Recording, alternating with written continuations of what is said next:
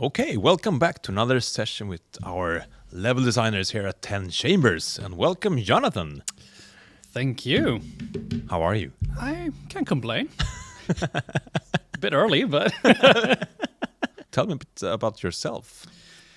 So, I'm Jonathan, obviously. Yeah. And I've worked here for 6.5 months now. Oh, yeah. So I joined just before Wine Point, like when 1.0 was just starting to get planned. Yeah. Before that, I had I'd done university and or high school, as it's called in Sweden, and a special education for gaming school, so to speak. That's called Future Games. Yeah. I mean, that's quite big in Sweden, gaming educations. Yeah, it's really taken off in the Yeah. last couple of years, and Future Games is one of the more. I don't want to say prestigious, but it's one of the more established. Yeah. schools. They've been around for probably more than 10 years. Yeah, Yeah. They've they were fairly early in it, but they had a fairly good education system to again, like mostly like getting people from the industry in to help with the education and things like that. So it was nice. It was right during COVID I started there, so it was a bit of a mix just because of that. But I only went there for for a couple of months before I applied for 10 Chambers and really? got Yeah. this job. So I'm a dropout technically. You're a natural. Yeah, well, Yeah, but did you always knew that you wanted to do level design? no, I honestly had no idea that I wanted to work with games until like I was just kind of just cruising, and then after a while I was like, God damn, I got to do something. Got to do something better. Yeah, so I work in games. Yeah, no, I was like, I'll do programming. That's a broad thing. Yeah. And it was a course that also had a focus on gaming, but there I realized I don't like programming. But what every game needs is still a designer, and there I really fell for level design. Yeah. I really like being able to, or level design gives you the ability to kind of tell stories and create that connection to the world the player gets. That sure, you have like pure narrative and you have the gameplay, and all of those things also obviously affect the gameplay's feel. But the world you build in a level is that direct connections. Like this is what this is what the world is. This is what the narrative is, and being allowed to work closely with art to form that feel, that first look upon the world you get, is something I really enjoy. Yeah, it's so super important. I mean, all the disciplines in game design are of course important, but there's something like graspable of level design. It's really what, as you said, what you see. It's a very concrete thing, Yeah. and I also like that. Like when I sit down and start working, it's very quickly I see what I'm like, where I'm going with. Why I fell out of programming was that I could sit for 2 hours and write all of this code, and sure, it was on paper like cool, but I couldn't see it do anything directly. Like it took me the entire 2 or 3 scripts, and then it's like, now I have something. With level, I can sit down. It's like 5 minutes in, I know what the fuck I'm doing. This is a room. Yeah, this is a room. I have a chair in it. Yeah. Boom. Do you have any all-time favorite maps? I mean, single player or multiplayer? Single player, without a doubt, it's I can't remember what the mission is called, but it's the factory level in Titanfall 2. It's a level where the entire, you're like on a conveyor belt, more or less, throughout the level, and you have these prefab buildings that are being constructed as you move through it, and it's the flow and just the first time you go in and how they worked with these enormous open spaces and how you move so far throughout the entire level. It feels like an enormous level, and it is a big level, but it isn't as big as you think it is, because it keeps moving and things keep changing. You get this feeling that like this could go on forever, but when you get down to it, there's like 4 or 5 fairly big but still small, like encompassed combat arenas where you move from, and then there's some transportation routes in between.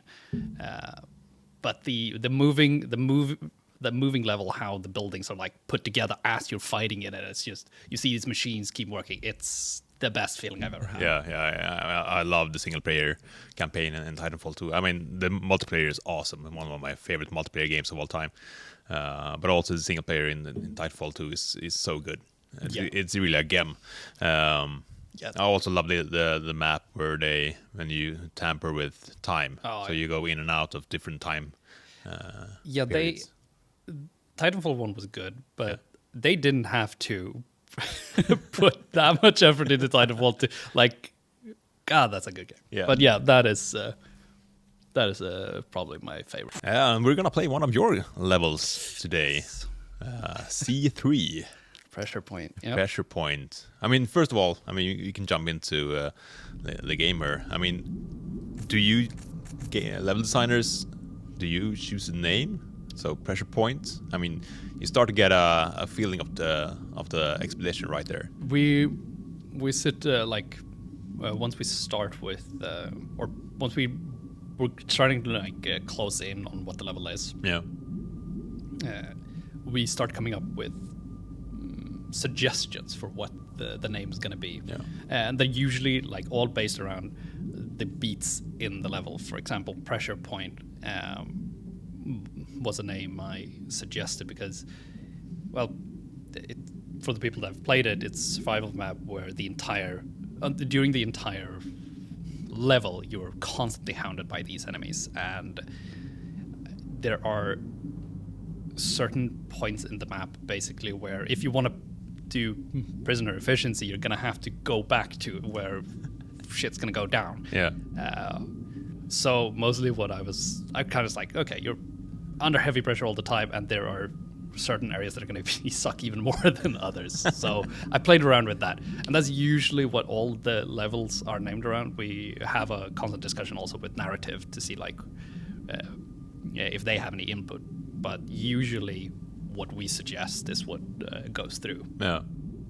And that was the case in this point. Like,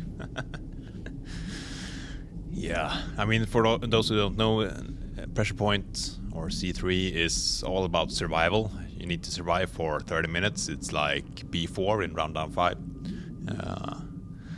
So it's all about trying to find resources and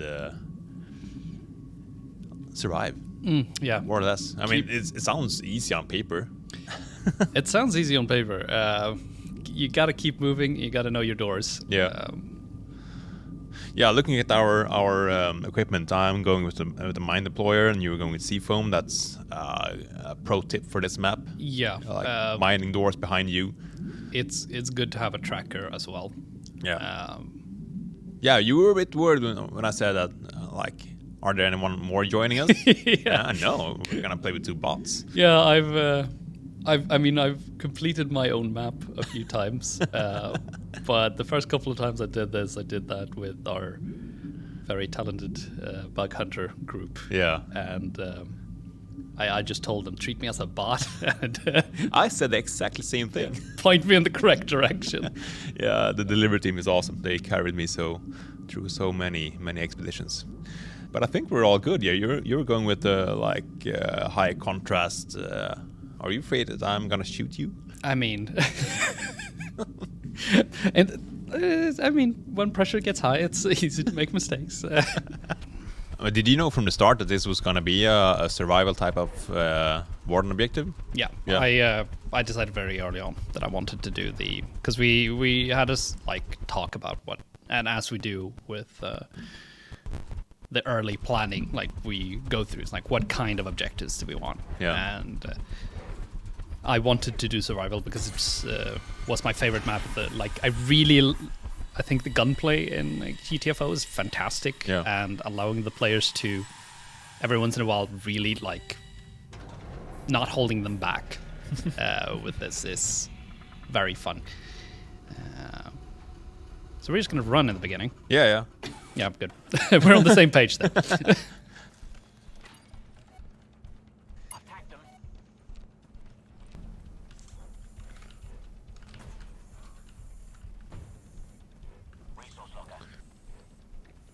I mean, it's a testament on how lost you can be on a GTFO expedition when even the level designer is getting like, where am I? Yeah, see, or there's a reason why I picked Refinery, this environment, as the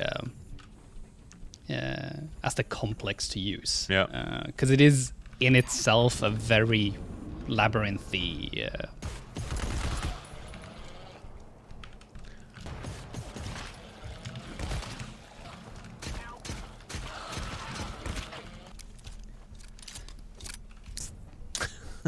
It's trying to talk and dealing with this. Yeah.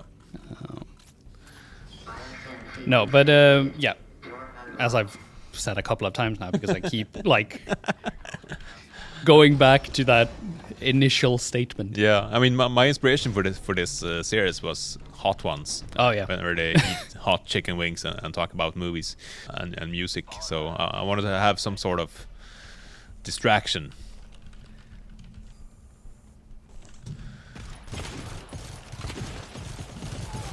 Oh, we got people behind us.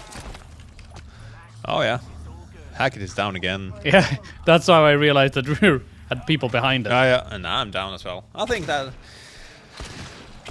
will probably be. Yeah, That's it. Yeah. We did good. Yeah, we did good. I mean, 15 minutes talking and discussing. Yeah. C3 is streets. C3 is a map where you have to pay attention the entire time. Yeah.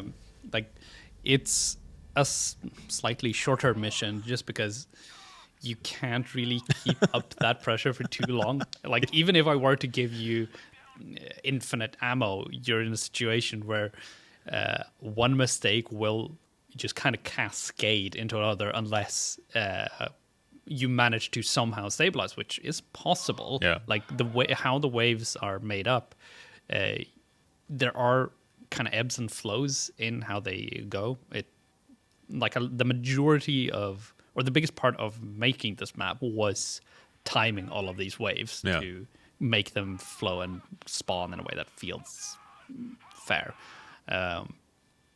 Before the previous survival map had a situation where it started really rough and then technically it got a bit easier as time went on. This map operates in the exact opposite in that it starts out a little bit easier and then it pushes out bigger and bigger waves. But with each wave, there's a slightly larger time between each wave to kind of make sure that there isn't a constant just flow of them. Yeah. We got to. I'm returning us to lobby. Someone is dying. Yeah, Hackett and Bishop is screaming. Yeah, last time we played C3, it went okay-ish. An attempt was made. But we are today to talk about your level D1. Yes, Nemesis, the final story level. Rundown. And that was a new thing for Rundown 6. We had a couple of missions that were more story focused. The ones with a 1 and a yellow tint in the rundown menu. And this is the final one. And you could guess that Nemesis means something big is going down. Yes. There's a few hints that something's up with both the name. Like the name was, as I mentioned in the last video, how we select our names. Yeah. We talk a lot about narrative, and this one was had a narrative, had a lot of input in what they wanted this to signal. So so we're going down into D1. It's a big map with a lot of components. Yes, it's a map that is built a little bit different from how they were used to be made. Because it was a story map, it doesn't have any layers. It's supposed to be only around the story, but I wanted more interaction from the players with the level itself. Yeah. So I made it in the way that it has different, it has different sections, which many of GTFO maps has, but each section is built around something. Okay, so here you need to turn on the power. Here you need to turn on the, after you've turned on the power, now you can fix with the air filtration system to make things easier for you. Yeah. And that's something I really wanted to do because I think it's important that levels feel plausible in some way. Like this is a facility that was used or actually used before everything went to hell. Yeah. And I think adding features like that makes it so, oh, yeah, no, you can do this here. You don't have to, but you can. Yeah. And that will interact or that will affect the level some way. I think it's very important and it gives an extra layer to the level itself. Yeah. Yeah. Absolutely. Opposed to C3, which was made, or most of the time I spent making the map was around all the timings and resources and things like that. Yeah. D1 had a lot of custom stuff that needed to be done with it. So this one I spent quite a lot of time with. It has some flaws. It's a fairly long map. Yeah. I've seen some people like taking 4 hours to complete it. Yeah, and that I can honestly say wasn't entirely the intended. As I stated, this one doesn't really operate in the same way as a lot of other levels have. Yeah. There are sections where you have, like, you don't have to go. Yeah. It's more there to offer the option for players. Yeah.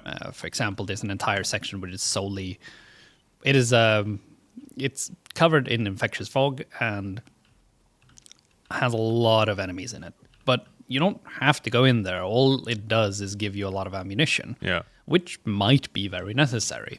And depending on how you play the map. Exactly. Yeah. Depending on how you've played it until that point, Yeah. that might be what you need to do. Yeah.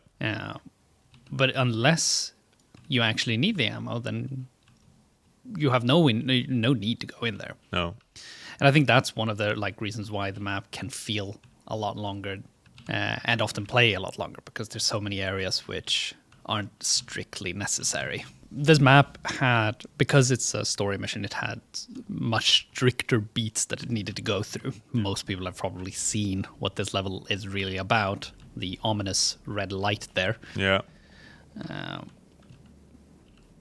going to put down this. I didn't want to spoil what was going on in the beginning. I wanted to make the entire level feel like this is what it's about. Yeah. You're doing this thing, Yeah. and that's what you're doing. And then surprise, there's something else. Then surprise. And the first time I played this map, I mean, all the scans in the beginning are with no alarm, and that made me nervous. Yeah. Why is the game nice to me? This map is, of course, the culmination of all the other stories. Yeah. And with the players throughout the missions, activating and gathering objects. No, but I wanted this level to kind of build upon that. And did we? Oh God, I think I took the wrong door.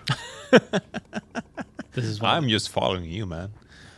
I mean, you talked about having optional wings of the map. Was that always the design goal from the beginning, or was that something that you started thinking about somewhere in the process?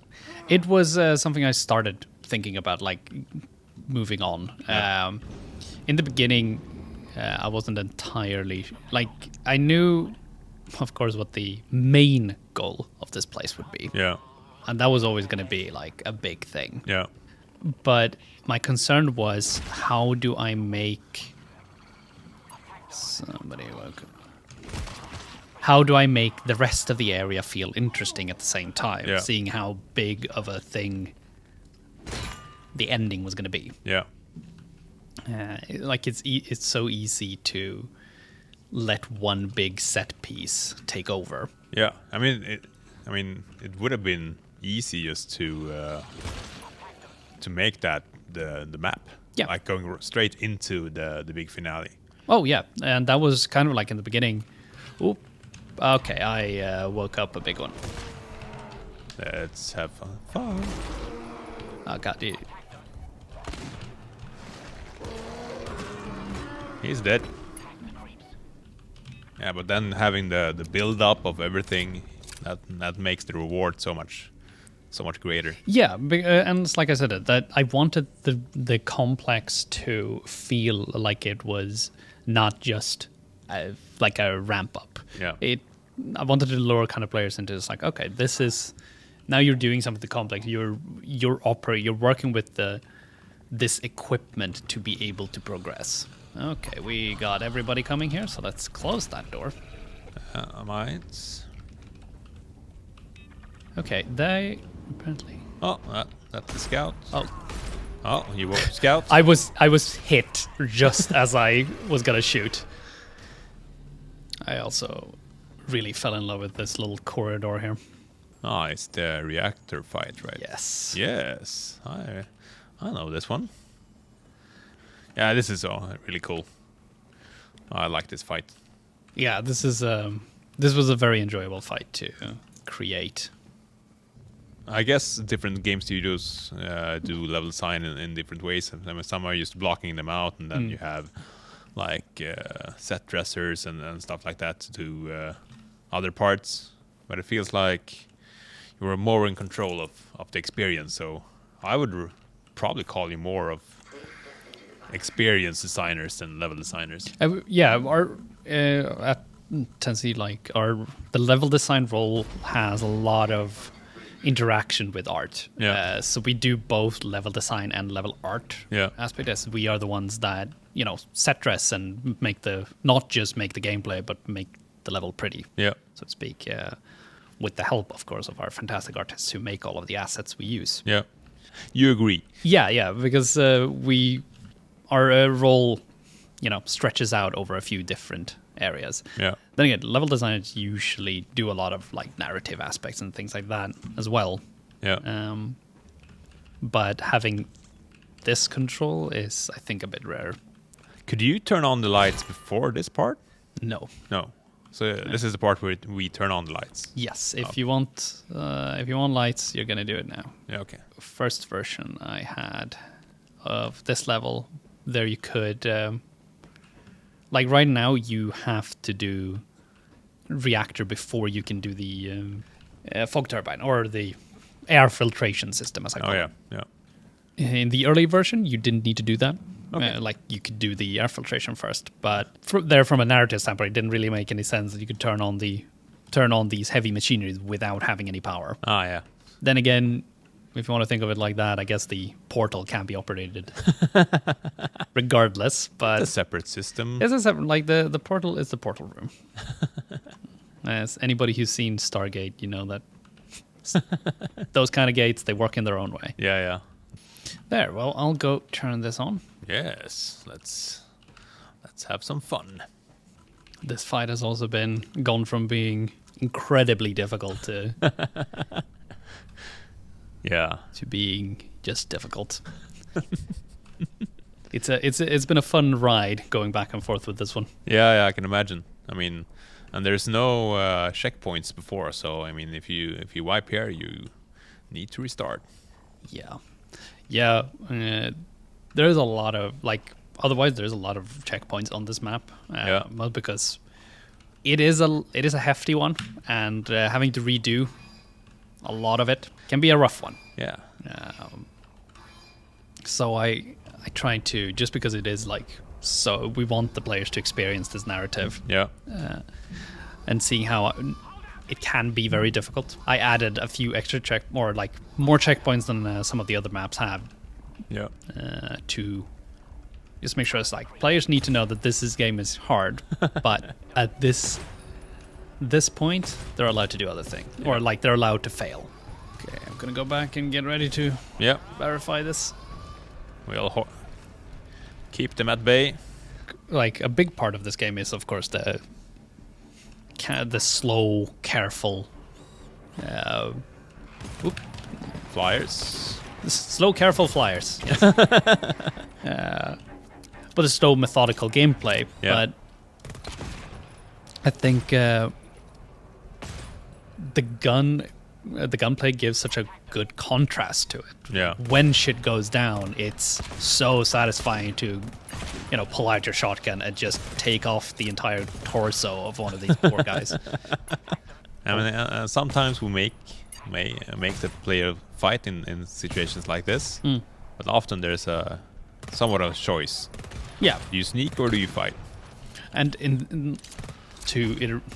reiterate on that, as I talked about before, that's also one of the reasons why this map is like, it starts very dark. It starts with sneak, Yeah. and then kind of flips back and forth between that, because I Yeah. wanted to get in all of those gameplay beats that you are so used to Yeah. in GTFO.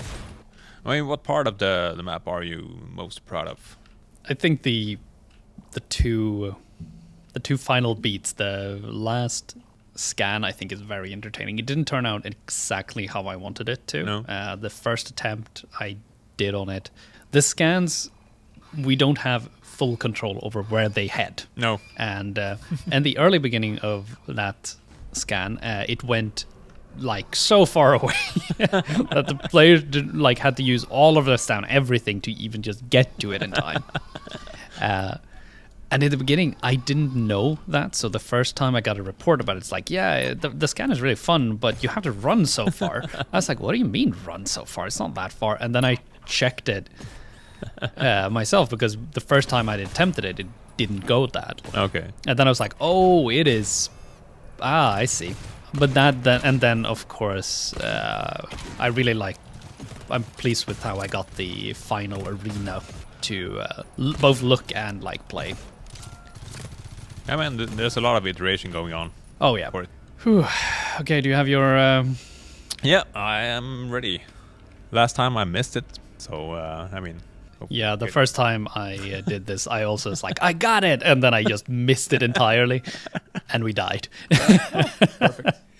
Yeah, it was at the moment I could almost see the delivery team just like, really? Because I was standing like a meter away from him. If we fail this, we utilize the staircases to get around him. Yep.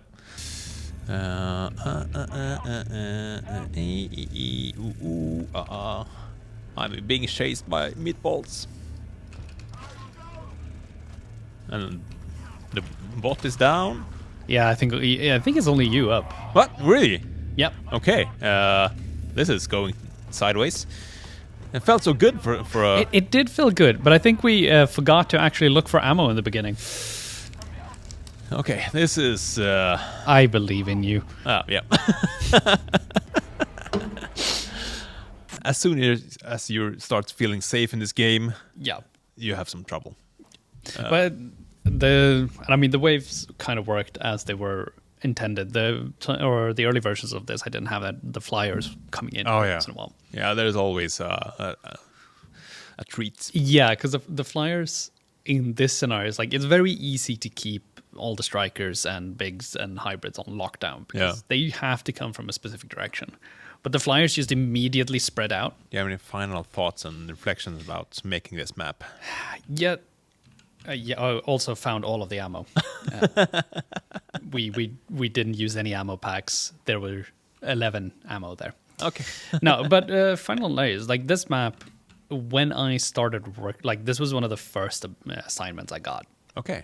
So Was that scary? it was a bit like when you were told to, especially it's like, okay, so we've never done this in GTFO. Do you want this? Yeah. And that was it was a cool moment, but still also a little bit. It was like, oh, okay, A little bit daunting. yeah, Yeah. but I think it was very fun because it allowed me to come at it in a different angle, because I didn't have as much of the normal experience of the GTFO creation process. Yeah. And I think that's why the map turned out the way it is, with the sub-objectives and the how the arena is built up at the end. We hadn't done that before, so me coming in with not as much experience in the traditional GTFO experience, it allowed me to just do some new things. Not saying they're... it's not to put it the traditional GTFO experience isn't fantastic time, but this map built a lot on not being that traditional thing. And as it was pitched in the beginning, it was never meant to... it was meant to go off the rails, to do something new. And I had that feeling. It's if if I just do a small, very, very bog standard level in the beginning, it's going to feel disconnected from the ending. So going more narrative heavy with having to start up a reactor and clear out the air supply and moving through this very large facility, I felt tied better into the story. So it was a very fun map to work on, but it was a bit daunting, and it was there's a lot to do on it. Yeah, of course. It's a shame we can't look at the last, or we don't have time to look at the last area because we super died. Yeah, we super died. That's a good description of it. Like feeling too cocky, feeling too sure of yourself, and then just that I also have to say that the ending of the level was, which was also new for GTFO, was done in collaboration with game design, which sounds weird when I say it like that, but usually game design has more like they've done more overarching things, but here designing the specific enemies that show up there in tandem was a very rewarding. I worked with lead game designer Alberto, who's a incredibly talented man, but we could bounce back and forth. So the level was, especially the ending, was built very heavily around the capabilities of the enemies you face there. And that was very fun. And it's something that, I mean, a lot of games do, but I feel that you can kind of feel that difference in that level. Or in that arena, that it is, I mean, first of all, it's an entirely custom piece, not generated like most of the other things are. But it had to be that to be able to fit the entire encounter in that scenario. Yeah, of course. And then I think we can only do that in such a tight way as we did it now because I had that like close working relationship with game design. So that was very fun. There was a lot of people going in there. The team started out with like me and my boss, and then one more guy. It was Henke and Hjalmar. Then after like 3 meetings, we were 15 people. It was like art doing all of the custom models and the sound, and there were animations and effects and rendering aids. And I think it turned out really cool. Yeah, and you felt that energy in the office, like seeing all the different parts coming together from like the early sketches to early play tests and stuff like that. It was really, really cool to see. Yeah, and it was super, super fun. Like, it's a fantastic team. And like seeing as at that point most of us were very new. Like I said, I'd worked there for 3 months at that point. And like comparatively, I was almost senior compared to some, like, and that the fact that we were so new, but we still managed to work so well. Like, we got everything running so smoothly is both a testament to how good the team is, but also how GTFO, like, because it's has a very, very solid foundation, it's easy to expand it and mold it because you always have those like foundation beats that make it easy to work around. And had it been like many other games, it might have been a lot harder to do this entirely new thing that hadn't been tested in it before. But as we've said a couple of times, like the gunplay is really solid. It feels good moving around in it. How the general flow of having these really hectic things contrasted with these very slow or methodical gameplay beats made it so there was always something to pick on. It's like, oh, we want to do something with this. Oh yeah, well, we can use this and keep going with that. So yeah, it was a very fun level to work on. Daunting but fun. Yes. That's the game itself. Yeah, I think that it's a good like representation of what the game is. It's a good intro. It's like, this is GTFO. It's hard. There's a lot, but once you know it, then you know it. And that was my experience with it. It's like, okay. Well, thank you, Jonathan, for taking the time to do this with me. It was very fun. I'm looking forward to play your future maps. Yeah. Looking forward to showing them off. Yeah.